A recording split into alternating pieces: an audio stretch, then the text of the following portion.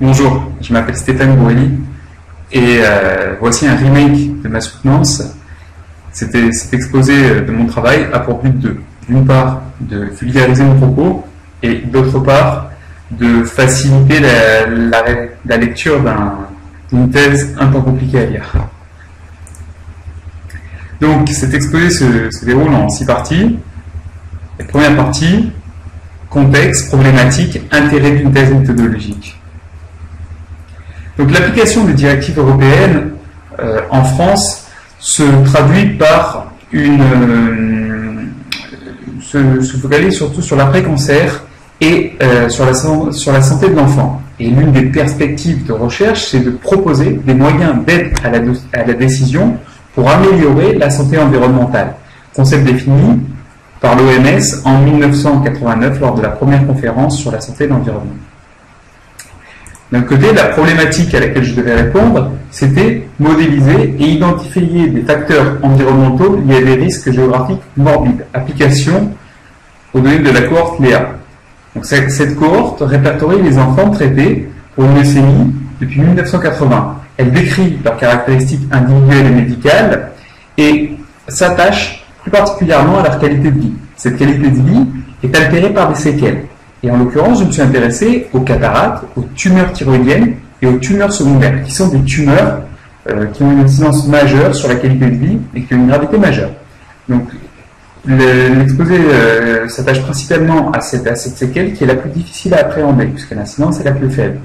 Le travail porte sur 747 patients qui ont pu être localisés à partir de leur code postaux. L'angle d'attaque est celui de la géographie de la santé.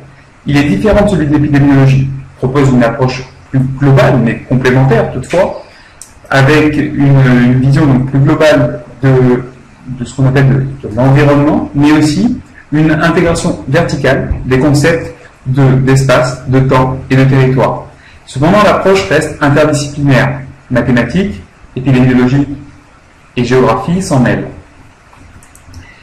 Dans la littérature, des divergences de paradigmes, quelques discordes sont révélées. Par exemple, l'épidémiologie reproche à la géographie d'utiliser des outils d'analyse multidimensionnelle qui sont paramétriques, inconsistants et donc inadaptés, et aussi d'intégrer des facteurs qui n'ont pas forcément a priori d'incidence sur la santé, et d'oublier presque systématiquement les caractéristiques individuelles et médicales des populations ciblées. De fait, elles aboutissent à des herméneutiques qui sont soit idéalistes et parfois qualifiées de subversives.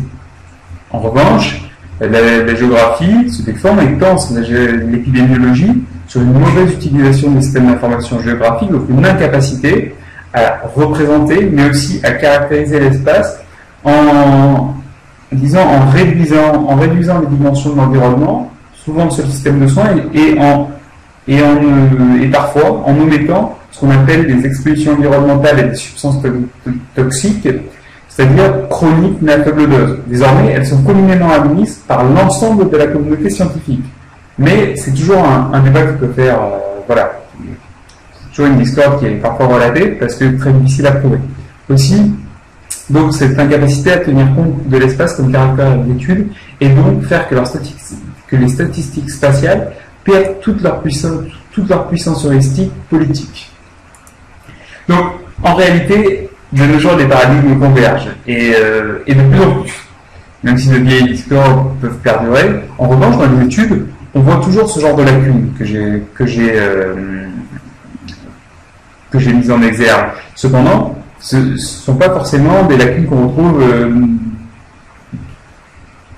dans les publications épidémiologiques ou propres à la géographie de la santé. En effet, il y a de très grands des gens qui font l'épidémiologie spatiale qui font des modélisations géographiques incroyables, et comme il existe des géographes de la santé qui prennent en compte bien qui utilisent des outils de data mining adaptés au caractère multidimensionnel, donc en l'occurrence c'est 4 CPS. Donc moi j'ai essayé de répondre à la problématique mais en tenant compte de ces considérations. Voilà. Alors, d'une part, il s'agissait quand même de spécifier une dialectique qui a trait aux deux parties, l'épidémiologie et la géographie, mais aussi capable de répondre à la problématique. Et il fallait donc commencer par spécifier une échelle d'investigation qui est après à l'épidémiologie et à la géographie, mais il fallait qu'elle soit adaptée, qu'elle soit territoriale pour avoir une dimension adaptée à la prise de décision. Et il fallait aussi qu'elle s'adapte à la granularité, c'est-à-dire aux échelles spatiales, temporelles, mais aussi au niveau de certitude, aux lacunes des données environnementales et épidémiologiques. Celle qui a été retenue, c'est celle de la commune. Surtout, entre autres, à cause du fait que les patients devaient être spatialisés pour respecter le secret médical à partir de leur code postaux. On ne peut pas les localiser avec leur adresse, c'est un gros problème, et du coup on tombait sur des problèmes terribles pour présenter même de simples résultats. Donc c'est l'échelle qui a été choisie, et là on s'aperçoit que sur le petit schéma, c'est en marron, et le code postal est en marron, et du coup ça crée déjà une imprécision sur les communes qui sont en dessous. Donc ça c'est une dialectique adaptée. Ensuite, comme toute thèse, elle contient un petit glossaire qui permet de faciliter sa lecture. Et là en l'occurrence, pour pas dire de traduire toutes les phrases. Donc bon courage. Pourquoi on va traduire donc l'importance au niveau des besoins. C'est-à-dire ces thèses d'ordre méthodologique, et les besoins d'ordre méthodologique sont les suivants. Proposer des méthodes de modélisation, des phénomènes morbides à l'étude, des facteurs individuels et médicaux des patients, mais aussi de l'environnement dans toutes ces dimensions, et donc pour ses composantes sanitaires, socio-économiques et physico-chimiques. Mais aussi derrière des méthodes d'analyse statistique multidimensionnelle robustes, c'est-à-dire statistiquement résistantes, mais où finalement après on peut vérifier, et c'est comme ça que dit Josselin finit la robustesse au niveau des méthodes, c'est-à-dire qu'on peut vérifier que les hypothèses sous-jacentes au modèle s'adaptent bien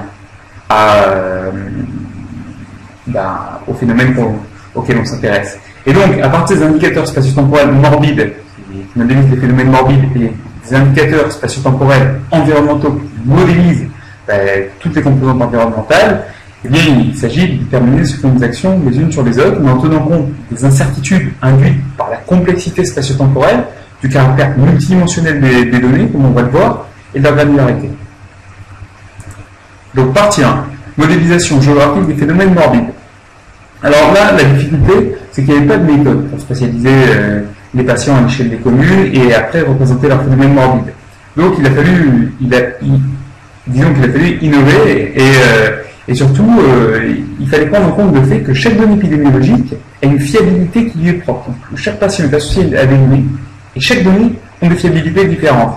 De plus, une fois qu'on crée ces indicateurs, chaque indicateur à l'échelle des communes va contribuer d'une façon différente à l'analyse statistique. On va voir ça. Donc, l'objectif, c'est de créer ces fameux indicateurs spatio-temporels morbides, et ils sont élaborés à partir d'une métrique floue pour pallier justement les incertitudes de la complexité spatio-temporelle. 3 incertitudes spatiales et une incertitude temporelle. En effet, chaque patient a un temps d'exposition à l'environnement qui lui est propre. Donc, les expositions environnementales de son public qui lui sont propres. Ça, il faut en tenir compte. Après, concernant les incertitudes spatiales, toujours celle à connotation épidémiologique, mais il fallait prendre en compte qu'au moment de l'agrégation de chaque commune, il y a un point d'exposition à l'environnement de chaque patient, mais chaque séquelle, chaque variable définissant si le patient a une tumeur secondaire ou pas, a une qualité différente. Par exemple, oui, il développe la séquelle, cette information est sûre. En revanche, non, il n'a pas développé. Bien dans ce cas, vous pouvez se demander depuis combien de temps est-ce qu'on n'a pas revu le patient. Et aussi, est-ce qu'il est toujours en vie? Est-ce qu'il peut encore contribuer? Est-ce qu'il peut encore la développer? Est-il suivi systématiquement pour cette séquelle? Est-ce que le dépistage n'est plus long? Alors, en l'occurrence, pour le tumeur secondaire, ça va assez vite, mais pour des séquelles plus modérées, ça peut être beaucoup plus long. Concernant les incertitudes géographiques, 3 types d'incertitudes. Donc, une incertitude liée à l'imprécision du code postal. Une seconde incertitude liée à la localisation dans l'enceinte de la commune. Il faut bien comprendre que plus une commune est grande, moins le patient est précisément localisé. Et plus la variabilité des expulsions environnementales diffère. Et ensuite, la probabilité qu'il ait déménagé depuis la dernière fois qu'il n'a pas été revu. Enfin, chaque commune ne peut pas contribuer de la même façon à l'analyse statistique multidimensionnelle. En effet, quand beaucoup de patients sont spatialisés, la statistique spatiale qui en résulte va être sûre. En revanche, quand il y en a très peu, elle sera pas sûre. De fait, je propose 2 indicateurs spatio-temporels pour modéliser donc, la géographie des séquelles, et en l'occurrence tumeurs secondaires. Donc les prévalences spatio-temporelles pondérées, séquelles tumeurs thyroïdiennes, tumeurs secondaires classiques, et une propension spatio-temporelle à la développer dans la commune. Donc oui, non, ou alors est-ce que les données sont trop incertaines? C'est un indicateur qualitatif qui permet de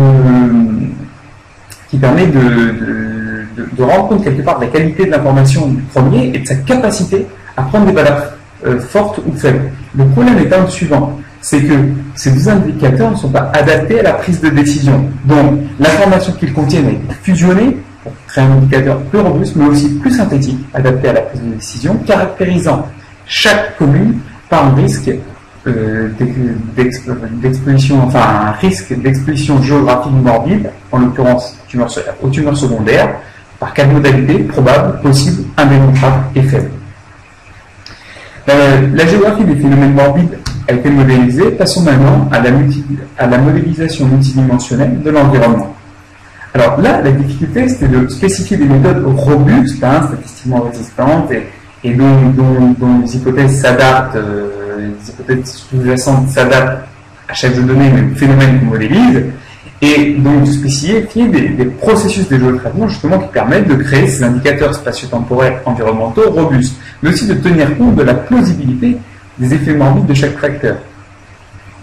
C'est-à-dire que les données, le fait que les expositions à la radioactivité environnementale sont quand même largement différentes des expositions à des rayonnements ionisants qu'ont subi les patients dans un cadre thérapeutique. Donc ma proposition, c'est de minimiser un concept établi de biais conditionnel. Et j'ai introduit justement une notion de distance aspatiale morbide qui permet justement de rendre compte de la plausibilité de ces distances et de les écarter ou de les améliorer en fonction du type de facteur que modéliser. Je viens d'en faire état. De fait, ainsi, on peut pallier à la complexité spatio-temporelle et aussi aux distorsions morbides potentielles de chaque facteur. Alors, la minimisation du concept de biais conditionnel, c'est quelque chose d'établi. Ici, il est illustré, je pense, de la façon la plus topique qu'il soit, sur les doses d'exposition aux rayons gamma dans l'air. Alors, ça commence d'une part par une optimisation de l'effet information, mais c'est différent pour chaque facteur. Mais ici, c'est une optimisation de l'effet information, c'est toujours comme ça. Mais là, voilà, c'est spécifique à la donnée, donc on spatialise convenablement ces séries temporelles géolocalisées, puis on crée un estimateur spatial ponctuel en agrégeant la série temporelle par le biais des probabilités, par une statistique ponctuelle. Ensuite, maximisation de l'effet de support. Là, on reconstitue dans l'espace toute l'information grâce aux géostatistiques. Et enfin, par une statistique zonale, eh bien, dans chaque commune, on va pouvoir obtenir ces fameux indicateurs spatio-temporels environnementaux. S'agissant des facteurs environnementaux sanitaires qui ont été modélisés, ils représentent les variabilités géographiques de l'accès aux soins par des distances temporelles à des services hospitaliers ou à des équipements médicaux, ou enfin des praticiens libéraux.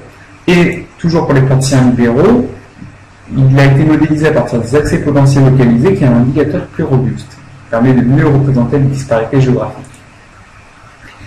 Alors, s'agissant de ces fameux facteurs environnementaux physico-chimiques, qui représentent en fait des expositions environnementales à des substances toxiques, mais des expositions environnementales à faible dose, mais chroniques. En l'occurrence, ont été modélisées, et bien des expositions à des substances chimiques toxiques ou alors à la radioactivité. Donc dans l'air intérieur des maisons, avec un indicateur qu'on voit ici qualitatif, dans l'eau, dans les sols.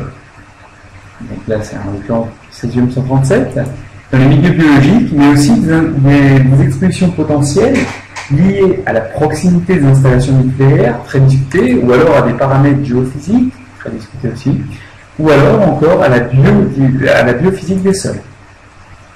Concernant les facteurs environnementaux socio-économiques, ils représentent ce qu'on appelle en géographie des prédispositions géographiques morbides. Ce sont des distances spatiales, par exemple de mauvais accès aux soins, qui sont modélisées par la variabilité des effets de contexte, des qualités de politique de santé environnementale, mais aussi par de la défaveur sociale, ou alors du stress lié à l'insécurité.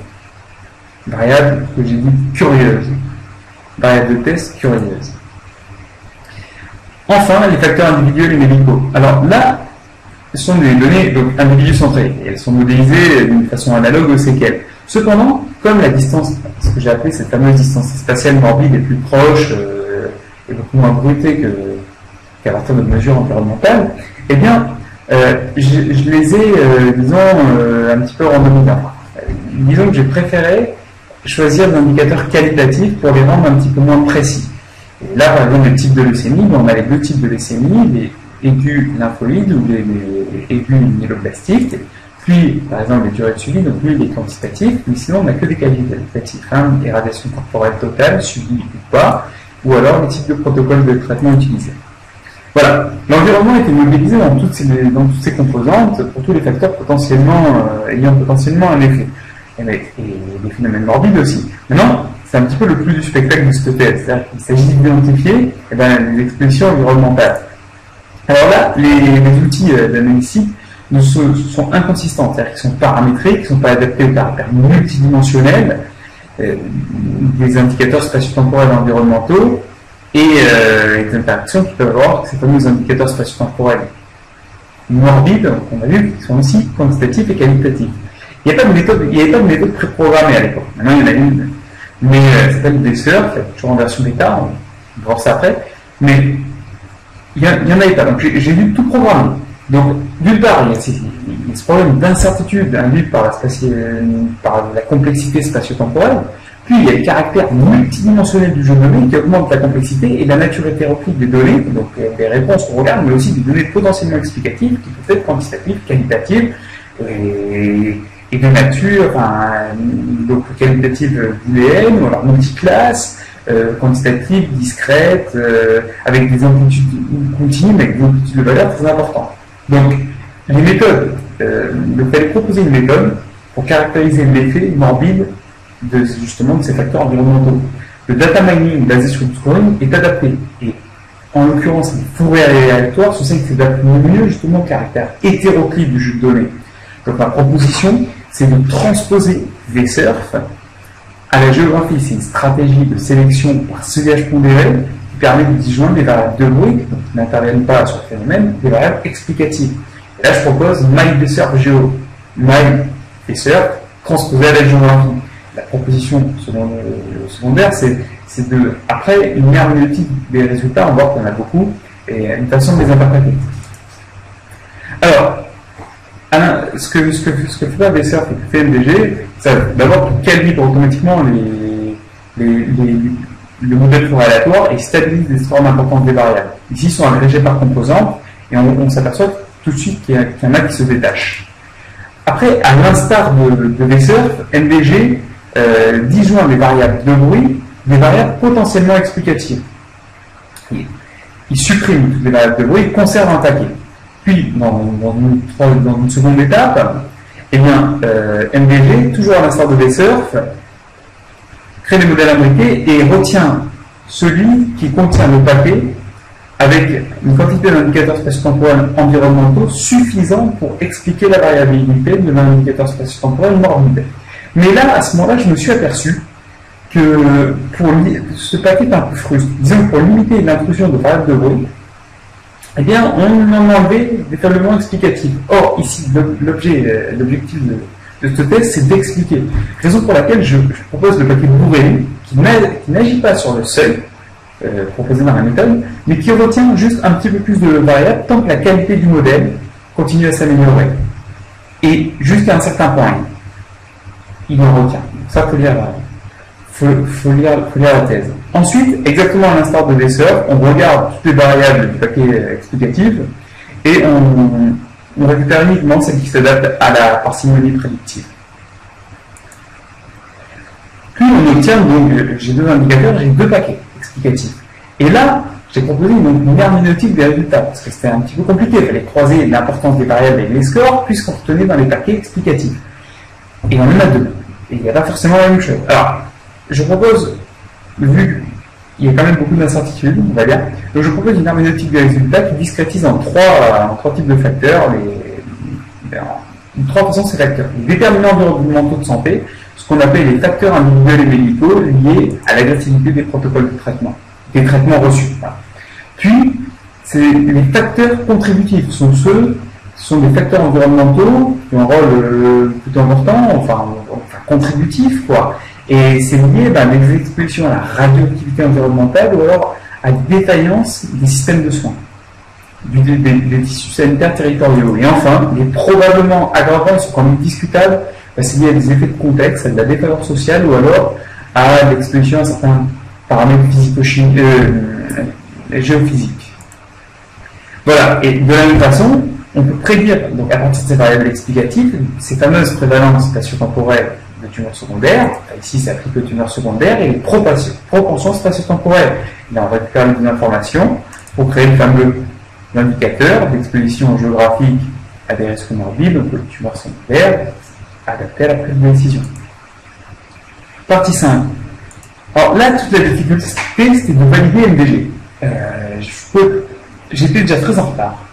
Je ne pouvais plus me permettre d'intégrer, de remodéliser dans d'autres communes tous je crois, 70 facteurs environnementaux. C'était pas possible. Donc, je me suis dit, il faut trouver une autre solution. Et puis d'un autre côté, je savais que moi j'ai toujours eu à l'esprit que la logique floue, je savais quoi. C'est controversé par les probabilités, c'est-à-dire que ça ne respecte pas les propriétés d'unicité et de convergence des résultats. Par conséquent, c'est discutable. Le pire étant le fait que les pondérations portent sur les séquelles. Et ça, pour les épidémiologistes, c'est très préjudiciable. En plus, sur l'environnement, ça leur plaisait moyennement.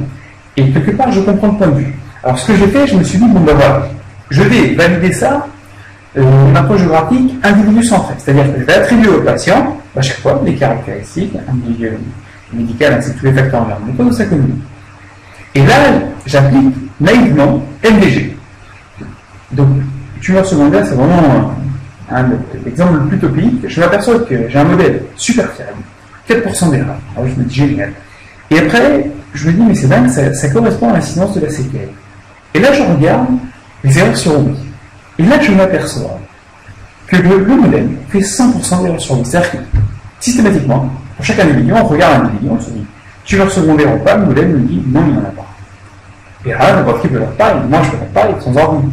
Et c'est nul, 100% d'erreur. Donc c'est très mauvais. Donc là, il ne faut même pas regarder les scores, ça n'a pas de sens. Même si le modèle est bon, il n'a pas de sens. Et je me suis dit, mais il faut booster. Enfin, qu'est-ce que je vais faire? Comment je vais m'en sortir? Donc, je vais booster l'apprentissage de MDG. Et afin qu'il appréhende de façon plus forte les partitions les plus complexes de ce nouveau jeu de données d'apprentissage. Et là, je propose Boost Navigator Geo, Boost MDG, BMDG. Alors, l'idée de Ring, pour simplifier au maximum, c'est de se dire, voilà, en haut, là, j'ai mon jeu de données individu centré, et là, j'arrive pas à prendre dessus. Donc, ce que je vais faire, c'est que je vais créer des sous-échantillons. Et sur chaque échantillon, je vais retenir, eh bien, une grande quantité de personnes malades, mais enfin, en secondaire, il n'y en a pas beaucoup, et je vais en retenir 3 fois plus qui sont sains, qui n'ont pas développé la tumeur secondaire. Et en fait, pour chaque paquet, je vais les tirer en fonction de la probabilité associée à la certitude de leur localisation géographique, c'est-à-dire la probabilité qu'ils aient réellement subi les expositions environnementales caractérisées par les indicateurs spatio-temporels environnementaux de leur commune. Et ils sont tirés en fonction de ce niveau de certitude. Et là, je génère 300 échantillons. Et là, j'applique, donc on passe au niveau en dessous, et j'applique justement des MDG avec les mêmes paramètres utilisés que pour les tumeurs secondaires. Je retiens, parce qu'à chaque fois, parce qu'il y a donc paquet bourré, je retiens les variables, leur score, donc les variables explicatives, à toutes les autres. Systématiquement, j'impacte 0. Et j'agrège tout ça. Je fais une moyenne des scores. Et je regarde un petit peu ce qui est retenu. Voilà les résultats. Donc, dans le paquet explicatif, donc finalement, il se réduit. Le paquet de Borelli, il est plus grand, mais là, du coup, il se réduit, puisque dans jeu de données à l'autre, j'ai pas forcément les mêmes indicateurs qui sont au bout, et que souvent, je leur impacte 0. Donc, il se réduit. On retrouve finalement un paquet assez frustre. Il est vrai qu'on tient que c'est pareil. Et les déterminants environnementaux de santé, on retrouve les mêmes. C'est-à-dire les effets secondaires des traitements et l'agressivité de ces traitements. Les facteurs contributifs, c'est pareil. L'exposition à la radioactivité environnementale et les défaillances du tissu sanitaire. Et enfin, probablement aggravant, on retrouve ce contexte des faveurs sociales. Mais on a perdu la vue. Bon, c'est pas très grave pour expliquer les douleurs secondaires. Alors, après, la question, c'est de se dire, mais est-ce que c'est significatif? Est-ce que ça s'applique à quelque chose de boost MDG finalement? A priori, oui, parce que bon, le modèle, il est correct, il est même premier, mais surtout, il y a plus 100% d'erreurs. Il y a plus de 36% d'erreurs. Bon, on se trompe une fois sur 3, mais on est parti de très loin. Et les résultats ont été testés sur direct. Bon, a priori, la méthode est robuste, puisqu'elle est fondée sur des méthodes validées, des surf, et je dis du boosting, mais c'est pas du boosting, c'est un rééchantillonnage géographique. Voilà. Alors, discussion, conclusion et perspective. Alors, bon, les apports attendus, c'est une dialectique adaptée à l'interdisciplinarité et reproductible, assez facilement finalement. Ce sont des méthodes de modélisation spatio-temporelle, pareil, elles sont implémentées dans les cycles contemporains, donc il s'agit de générer le même processus de jeu de traitement et d'implémenter les mêmes méthodes, et dans la thèse, ça se refait assez facilement. Deux algorithmes explicatifs. Bon, maintenant, PCR est disponible, c'est plus bien censé, quoi. Ça se reproduit. On m'a incité à mettre MDG, et je le ferai, et surtout des MDG, je le ferai, voilà, qui envoient des beaux graphiques, etc. Mais bon, la vraie méthode, c'est la méthode sous-jacente, c'est des surf. Bon, on ne doit pas plaquer pour Rémi, mais c'est pas très grave. Et s'agissant de l'herméneutique des résultats, bon, je propose quelque chose, voilà, qui permet d'interpréter toute la grande quantité d'informations envoyées par les algorithmes. Dans le champ de la santé, au niveau des médecins, ça propose des connaissances qui permettent de proposer à leurs patients des façons de limiter les expositions environnementales auxquelles ils sont assujettis, de simplifier leur localisation géographique. Aux épidémiologiques, c'est des méthodes de modélisation spatiale pour intégrer d'autres facteurs qui n'étaient pas disponibles, par exemple les ondes du téléphone portable. C'était pas disponible. Et aussi, ce qui n'était pas disponible, c'était les caractéristiques médicales, les caractéristiques génétiques des patients. Au niveau des politiques de santé, ça permet de spécifier des clusters à l'échelle du territoire, donc à l'échelle décisionnelle, et les facteurs qui, globalement, j'ai envie de dire, les déterminent, sur lesquels il faut mener des investigations plus fines, c'est-à-dire des échelles plus fines, mais aussi plus onéreuses et plus fiables. Et au niveau des politiques de santé, in fine, c'est des outils opérationnels pour l'aménagement des territoires. Donc ça, on en reviendra après. S'agissant des limites, alors, concernant les modélisations des facteurs, des phénomènes morbides, des facteurs individuels médicaux, le LogicFlu, je reviens un peu dessus, j'en ai parlé. Et en ce qui concerne les facteurs environnementaux modélisés, ils sont ambigus. Pourquoi? Parce qu'il y a des redondances dans les variables input, mais aussi il y a une méthode qui induise de la corrélation spatiale, de l'auto-corrélation spatiale aussi. Et aussi, mais ça on le sait, les indicateurs spatiaux sont capturés à cette échelle-là. Ils ont une puissance explicative forte. En revanche, ils représentent plusieurs choses. Mais ça, on le sait depuis la naissance, quoi. Je veux dire, on sait que ces indicateurs, ils peuvent modéliser plusieurs choses, ils ne sont pas précis, mais ils ont un potentiel. S'agissant des limites des variables explicatives, MDG et BMDG restent à valider sur ce qu'on appelle des échantillons de texte. Ça, c'est clair. De plus, les méthodes de sélection de variables sont incertaines, c'est-à-dire que des fois on change la méthode et on s'aperçoit que finalement on aboutit à des résultats légèrement différents et parfois antinomiques. Ça, par contre, c'est plus grave. Enfin, les limites heuristiques. Si les indicateurs spatio-temporels, environnementaux explicatifs déjà sont incertains, l'interprétation elle est d'autant plus incertaine. Et d'une manière générale, les herméneutes finissent toujours par confondre un peu le sens qui relève de l'interprétation avec la vérité qui relève de la connaissance. La seule vérité d'un sens, c'est qu'elle n'en a pas. Et au mieux, elle n'en a que temporellement. Mais nous, ce qui est temporairement, pardon. Mais nous, ce qui nous intéresse, c'est une connaissance ici et maintenant. C'est pas une connaissance dans 10 ans. Enfin, une limite dialectique. L'échelle des communes, même si elle a une puissance décisionnelle indubitable, quelque part, elle est discutable, il convient de descendre à un niveau plus fin. Mais on a dit que, si on descendait à un niveau plus fin, la complexité spatio-temporelle augmentait. Augmenter le niveau d'incertitude globale. Et c'est devenu de plus en plus compliqué. De toute façon, de manière générale, la géographie n'établit pas de relation causale, toujours une relation possible entre l'homme et son milieu. Alors, les points validés, c'est que j'ai répondu à la problématique. Enfin, en tout cas, peu ou prou. La démarche, elle est reproductible, et aussi elle est extensible, si on accepte, soit la population globale. Mais modulo des enquêtes complémentaires sur justement le facteur individuel et médicaux qui ne sont pas disponibles, les bases de mais toujours à cette échelle-là. Par contre, même à des échelles plus fines, a des cohortes moins bien tenues. Mais pour les cohortes moins bien tenues, c'est pareil, des enquêtes complémentaires qui sont nécessaires. Alors, les points améliorés, la démarche n'est pas vraiment opérationnelle. On spécifie globalement notre manuel d'études, mais il convient de descendre à un niveau plus fin. Et là, la complexité augmente. Par ailleurs, je ne propose pas d'indicateurs spatio-temporels de santé. Je ne fais pas de conditionnement avec des indicateurs spatio-temporels morbides et des environnementaux explicatifs. Et ça, on peut le faire. Mais c'est pareil, à une échelle plus fine, en étant plus précis. Et l'idée, c'est d'établir des relations plus significatives. Parce que pas de prise de décision sans causalité. Mais pour cela, il y a encore beaucoup de travail. Peut-être à mon niveau, mais aussi au niveau des modélisations en général. Alors, je fais quelques propositions pour faire évoluer ceci. Et évidemment, pour rester dans la ligne de la thèse, les propositions sont méthodologiques. Tant il est vrai, comme dit Nietzsche, que nos vraies richesses sont les méthodes. Première proposition, c'est une méthode, c'est de grever des composants temporels, surtout spatiales, aux modélisations multimédia. Donc ça commence à se faire. Parce que les expositions multimédia nous permettent de ne plus raisonner sur, par exemple, des mesures de radioactivité environnementale, mais ça nous permet de raisonner directement sur des doses d'exposition en tenant compte des facteurs d'exposition et des facteurs de prédisposition des populations ciblées. Ça, c'est très important. Mais il convient de les modéliser dans l'espace. En un point, elles peuvent être modélisées en un point précis, ou repérées en un point précis.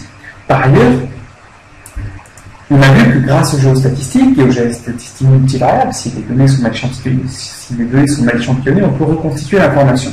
Cependant, à chaque prédiction, en tout point de l'espace, une prédiction peut être faite, mais en tout point de l'espace, l'incertitude associée peut être faite. Et ça c'est jamais pris en compte dans les processus de décision. Les cas d'incertitude des simulations géostatistiques, ça n'est jamais pris en compte. Et le seul moyen de prendre en compte des informations spatiales avec des niveaux d'incertitude différents, alors on peut peut-être jeter la pierre, mais c'est la logique. C'est la seule façon de faire ça. Et la logique nous permet aussi justement d'améliorer ces indicateurs spatio-temporels environnementaux en rajoutant d'autres dimensions, des dimensions qui sont peut-être créées à partir de biosphère, par exemple des dimensions psychologiques, des représentations idéales que les sociétés se font de leur territoire par des cartes de représentation mentale, par exemple. Et ça, c'est important d'agréger les indicateurs pour les rendre peut-être plus robustes, ou en tout cas pour réduire le nombre de dimensions. Enfin, il s'agit d'améliorer ces fameux indicateurs spatio-temporels morbides. Et en d'autres termes, de mieux spécifier à l'échelle de l'individu la taille, les formes spatiales et l'intensité de ces clusters. Évidemment, si on travaille sur les indicateurs environnementaux, il faut aussi travailler sur les morbides. Et je pense que le seul moyen de créer des indicateurs, ces fameux indicateurs spatiaux de santé, ce sont les systèmes multi-agents. Pourquoi? D'une part parce que les systèmes multi-agents prennent en compte l'espace comme un agent, pour ses formes, pour ses typologies, pour en fait son caractère expositionnel plus ou moins fort en fonction du lieu où on se situe. Ensuite, parce qu'on raisonne toujours dans une approche individu centrée. Et l'individu est un agent autonome lui-même. Ses caractéristiques individuelles, comportementales, mais aussi génétiques peuvent être implémentées, donc ses prédispositions. Et enfin, le temps. Le temps est lui aussi un agent. Contrairement à tous les autres modèles, le temps est un agent et qui permet justement de tenir compte de ces fameuses expositions chroniques environnementales à faible dose, c'est-à-dire de l'effet cumulatif qu'elles ont. Mais cette promesse d'SMA dessine une grande complexité, c'est-à-dire qu'un facteur environnemental à l'étude, c'est 6 paramètres inhérents au temps, à l'espace et aux agents. Et là, on augmente en fait la complexité du modèle, donc on limite sa fiabilité en termes de variance statistique. Donc, à la source, j'ai envie de dire, il convient de réduire le nombre de dimensions, c'est-à-dire d'améliorer les indicateurs spatio-temporels comme je l'ai proposé, et en avoir à des échelles individuelles centrées, donc sur des mailles, et aussi limiter quand même le nombre de facteurs environnementaux potentiellement dangereux à l'étude, lui les représenter, mais limiter. Et c'est là que le BMDG intervient, et les SMA prennent le relais derrière, et donc peuvent créer ces fameux indicateurs spatio-temporels de santé adaptés et opérationnels au management de territoire durable. Voilà, ma présentation s'arrête bien ici. Et après, ce que j'ai fait pendant mon temps libre, pendant mon temps de préparation, c'est que j'ai essayé de confirmer les résultats obtenus par BMDG sur les tumeurs secondaires. Donc je me suis dit, bon voilà, j'ai un jeu de données, je suis dans une logique individu centrée, il faut confirmer ça. Et est-ce qu'en utilisant une méthode, en fait, est-ce que mes résultats ne sont pas liés à la méthode? C'est ça la question que je me suis posée. Et je me suis dit, il faut prendre la méthode de sélection de variables la plus robuste en classification binaire. C'est-à-dire que là, chaque patient, on regarde, on dit tumeur secondaire, oui ou non. Voilà, c'est ce qu'il faut prédire. Et les méthodes les plus puissantes en feature sélection, donc là, c'est encore plus puissant puisque ça sélectionne et les variables explicatives et les individus qui contribuent plus, ce sont les supports vecteurs machines. Mais sous ces trois lettres se cachent aussi les trois furies de la complexité mathématique, j'ai envie de dire. En effet, franchement, à côté les forêts aléatoires, ce que j'aime beaucoup, c'est que c'est quelque chose de simple. Là, en l'occurrence, c'est hyper compliqué. Par exemple, pour pas que vous êtes ennuyeux, je vais juste vous tenir à la définition. Parce que les SVM permettent de trouver un hyperplan hypertien scindant de façon optimale l'espace engendré par les individus et les variables. Autrement dit, cet espace, il est spécifié par des noyaux ou kernels associés aux produits scalaires entre les individus et les variables des données d'apprentissage. Dans notre cas, les données n'étant pas séparables, le noyau s'obtient par maximisation d'un critère pénalisé, dit méthode SCAD. Et évidemment, un hyperplan n'étant pas linéaire, eh bien, cet hyperplan est obtenu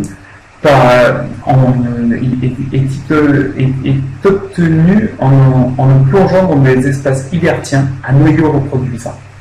Donc ça, c'est ce qu'on appelle la méthode élastique scale, une évolution. Et quant à la maîtrise des algorithmes, eh bien, il n'y a pas de paquet tout prêt que vous en utilisé comme des heures, et j'espère pouvoir mettre les liens adaptés à la géographie. En fait, on propose un paquet, et puis on peut faire simple, et bien on ne vous montre pas exactement comment marche la méthode qu'on propose. C'est un peu décevant. Bon, enfin, on peut travailler, mais ça se fait. Alors, là, c'est pareil. Je l'ai appliqué, donc j'ai appliqué les deux méthodes donc au jeu tumeur secondaire individu centré avec l'approche géographique, de la même façon, c'est-à-dire que les individus sont tirés, c'est un boost SCAD ou un boost élastique SCAD, on va dire, pour spécifier les supports vecteurs machines. Donc si on regarde tout simplement les résultats, accuracy, c'est la qualité globale des modèles. Ok, elle est bonne. Et enfin, on passe directement à UDEM, on ne s'en met pas. Alors l'UDEM, pour faire simple, ce serait comme les confusions sur oui, mais un peu différent. Une histoire de ce qu'on appelle de sensibilité, donc on regarde les oui bien familles, sachant que et c'est les tumeurs thyroïdiennes, tumeurs secondaires bien familles, sachant qu'elles sont oui, et après les tumeurs thyroïdiennes qui ne sont pas prévues comme telles, mais sachant qu'elles sont mal prévues, mais sachant qu'elles sont oui. Et là, du coup, ça crée cette espèce d'indicateur UDEM. Bon, en gros, il est faible, il est bon. Voilà. Les résultats sont significatifs, on va simplifier à l'extrême. Ce qui nous intéresse, nous, c'est les résultats. Donc, l'herméneutique, SCAD, elle nous dit que dans la même lignée, elle nous dit, finalement, c'est quoi? J'ai repris les couleurs. Les termes environnementaux de santé, c'est la même chose. On retrouve les effets temporels des traitements et l'agressivité du traitement. Et les facteurs environnementaux contributifs, c'est des problèmes d'accès aux soins. Bon. Donc ici, on a quand même permis pas mal de choses. Et pour Elastic Scale, c'est donc qui devrait être plus frustre. Et sur le jeu de données du jouet, je retrouve ça. Et là, je retrouve ça, bizarrement. Les scores qui sont importants et finalement pas mal de choses. Eh bien, les déterminants environnementaux de santé, c'est la même chose. C'est toujours ces facteurs individuels, c'est-à-dire Est-ce que le patient a fait une greffe, une radiation? Voilà, ça conditionne les tumeurs secondaires, c'est évident. Par contre, facteurs environnementaux contributifs, alors là, on a la déphaseur sociale, on va dire, qui passe au rang de contributif. On retrouve toujours l'accès aux soins, voilà, donc problème de dépistage, etc. Et enfin, probablement à l'avant, on perd les expositions à la radioactivité environnementale et on a la pluie. Bon, vu que c'est pas complètement contraire, quelque part ça nous conforte sur les déterminants de santé. Parce que j'appelle déterminant, il n'y a pas de causalité, ou en tout cas, il n'y a pas que ça reste multifactoriel. C'est tel. Mais voilà, pour conclure, j'ai envie de dire, ça a l'air très robuste, des MDG. Ça reste à valider. Merci de votre attention.